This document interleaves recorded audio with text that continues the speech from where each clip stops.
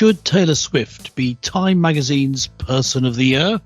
Welcome to Mark and Pete. Here's a thought. The fickle fate of fame. If you gain annual recognition as someone to revere, for all your tumultuous talents and glowing career, beware that success can soon quickly disappear, as you'll probably be forgotten this time next year. That's true.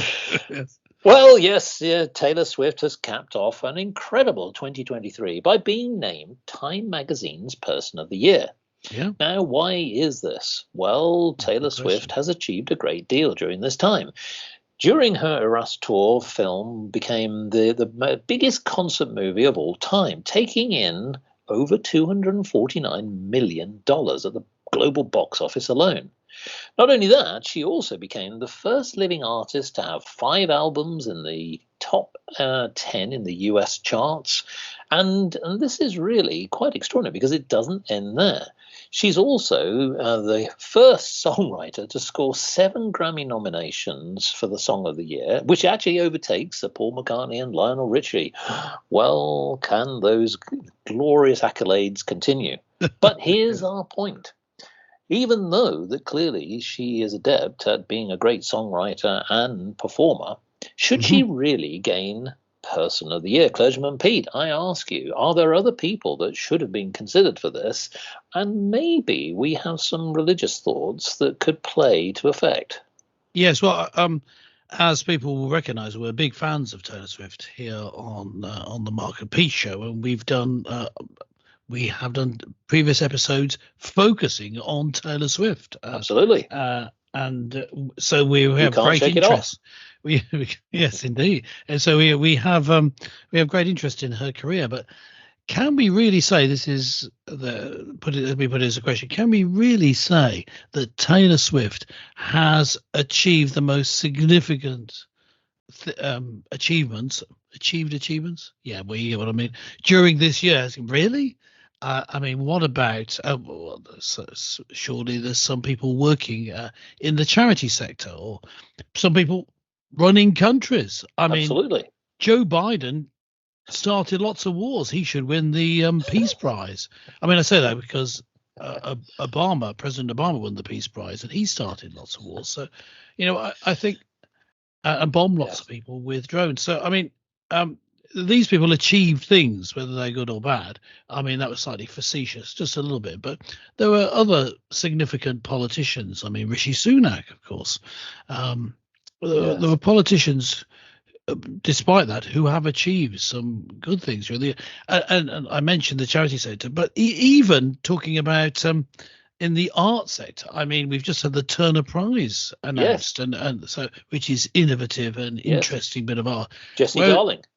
Yes, thank you, darling. I think that's won the Turner Prize for something innovative, interesting, and not bizarre. Not only, yes, and rather silly. But that's not the point. It's something different. So you could say they've actually achieved something. But Person of the Year be Taylor Swift for writing some more songs which are the same as the songs before. I mean, really? Well, there is another factor to this because recently the star was declared a billionaire by business publication Bloomberg. That might be behind it, yes. Which actually, strangely, there are only 3 other musicians to achieve billionaire status: Rihanna, Beyonce, and Jay-Z. Yes. Yes. But yes, well, I suppose. Yeah, you could say that is an achievement, yes. But but it isn't really an achievement for humanity, is it? I mean, that is the point I'm making. I mean, say if we could look at people who are working for peace, as many war-torn areas of the world now. Perhaps Vladimir Putin. Select someone there. You could say Vladimir Putin for sticking up for his people in a way that leaders of other countries don't. I think they should. Picking someone who is already famous and receives lots of accolades for being, an artist. I mean, I was saying earlier, deriding her output, but of course we are big fans on this show. So it's not to say that she's not done well this year. Yes. But doing well doesn't make you the person of the year. No, Surely. but there is one thing I'd like to point out, because you could interpret this in different ways. Because when you actually look at the magazine itself, that's the front cover where it says Person of the Year, Taylor Swift.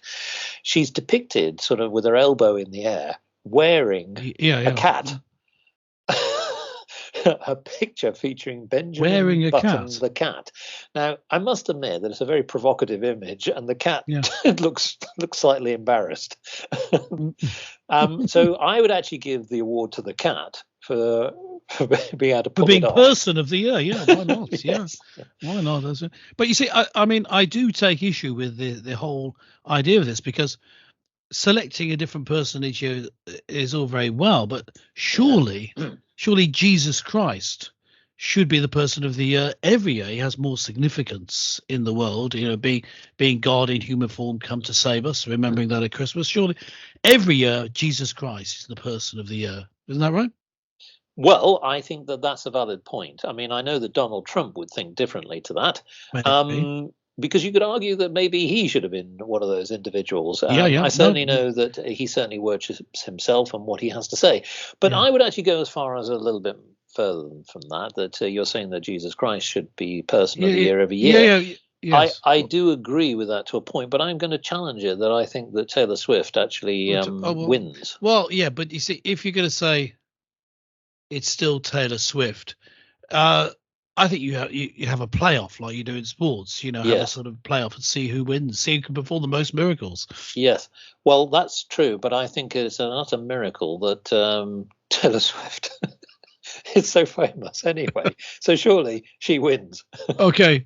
Oh, I take it back. Yes, Taylor Swift wins, and we end with that bombshell that Taylor Swift beats Jesus Christ, Person of the Year. Thanks very much for listening.